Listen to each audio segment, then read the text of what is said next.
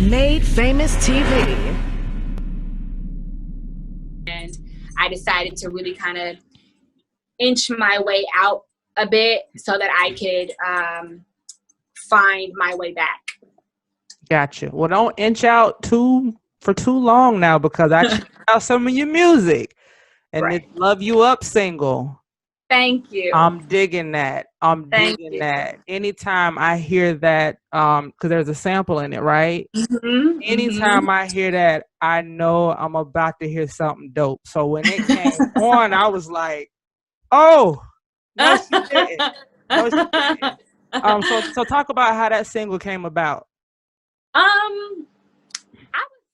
I was going in for a session in the studio one day, and the producer that I was consistently working with at that time, he was working on it. He was just working on the track, and the skeleton of the track kind of rang that the memory of that song to my head, and I knew as he was creating it that I was going to implement that piece in there in some way, shape, or form.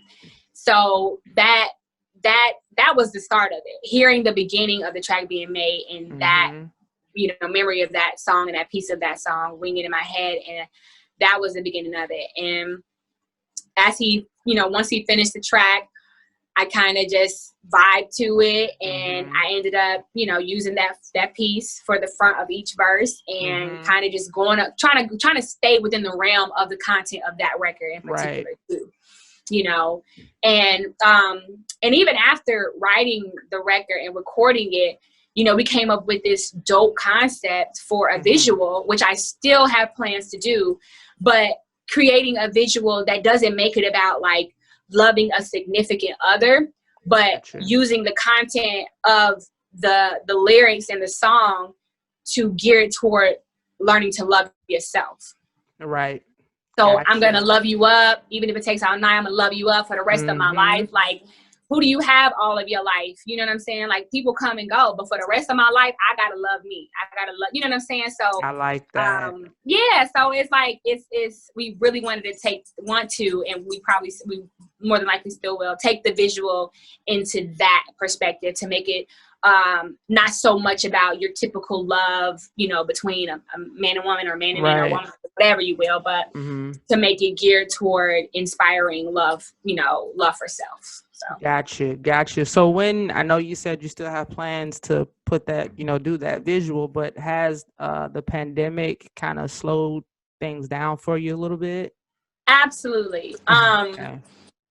The pandemic made me focus even more on making sure my foundation wasn't shaken, because I see that has been the case for a lot of people, and especially in the entertainment industry. People have lost lots of opportunities, lots of money due to closures and closure mandates and cancellations of different things. And for me as an entrepreneur, I took it upon myself to really like clock out of anything on the entertainment side and really dive into making sure that I am still able to stay afloat in any way, shape, and form as an entrepreneur for myself, so that I don't lose what I worked hard for. Absolutely. And to keep a stable foundation for my kid as well. So yeah, I think 2020 and the pandemic has definitely put a halt to my energy and my thought process or any type of execution within the entertainment industry realm. And I think it was necessary. Yeah, everything happens for a reason, and it gives you time to kind of take the time to really plan ahead, for when it is time to, you have your ducks in order. You can just boom, boom, boom, execute and get it out how it needs to be gotten out, so. Gotcha. You know who you remind me of, just sitting here talking to you? I get like Sierra vibes. Oh my God, I knew you were going to say that. Yeah. Everybody says that. I was gonna ask you. I was gonna say I know you've heard this before, but have you heard Yes. that? Yeah, Everybody says that. but your inspirations are. I was reading were Madonna, Grace Jones, and Janet Jackson. So I can definitely see how that is. Tell us about some of your other influences. Stevie Wonder, Oh, all-time okay. favorite, GOAT, one of the greatest R&B artists, king of R&B, hands down. I grew up listening to Stevie Wonder through my dad. He would always every year play his Christmas album, and I loved it. I loved the feel of it. I loved the stories that he told, and to be a blind man and be able to create this music and content that like. I just always thought he was just a magical human being. Right. And I've always loved his voice, the way he sings, the way he writes, the way his records and the way they transition in the bridges, and just everything about Stevie Wonder is everything to me. And he's my favorite. I absolutely love Brandy as well. Vocal beast, vocal Bible. Big fan of Christina Aguilera when I was, a teenager, and Beyonce, of course. She's the queen of everything. Right. So. You have a very diverse taste. Yeah. Very diverse taste. So you said Brandy. So who do you feel won the versus battle between Brandy and Monica? Of course, I feel like B took the cake. I do. I mean, it really was eye-opening for me because I was always a Brandy fan, and so it was good to remember, like, dang, Monica did have that one. Monica did have that one. Like, she was bringing it. She was bringing it. So it was close. It was really close because they both had some hits, some amazing music. They both did. Yeah, I went in like, oh yeah, Monica got it, but then Brandy reminded me that woman. I was like, okay, let me put some respect on Brandy's name. Indeed. So how do you feel about women in the industry? Like, I'm thinking about like the whole Meg Thee Stallion and Cardi B's WAP song, and I heard so many people say, oh, they're setting bad examples for the younger generation of women coming up.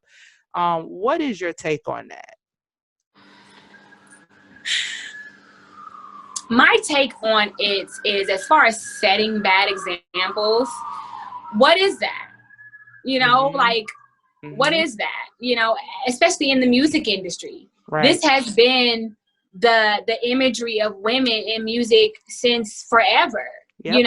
Like the overly, sexy, raunchy, like since the beginning of females joining hip hop, that's been the key to their success, unfortunately. Right. So that aspect of it is nothing new, if you ask me. I think that for me, I heard Kaya having a conversation about it, and I could agree with what she was saying, and it's that it's discouraging for artists like me, because I know that I'm a good looking woman, but who wants their music and content and career to be based off of being sexy all the time? Right. I'm more than that. I'm more than this sex symbol. I'm more than just about what's between my legs. I'm more than my WAP. I'm smart. I'm intelligent. I'm loving. And that's another thing, even being in the, industry for the past 10 years, that's another thing that really gets discouraging for female artists, is that why do I have to lower my standards or lower the content of the music and the message that I really want to create for success, for longevity, for, maximum exposure? Like, why there's, and that can really be discouraging for a female artist, not just rap artists, but R&B artists too. Right.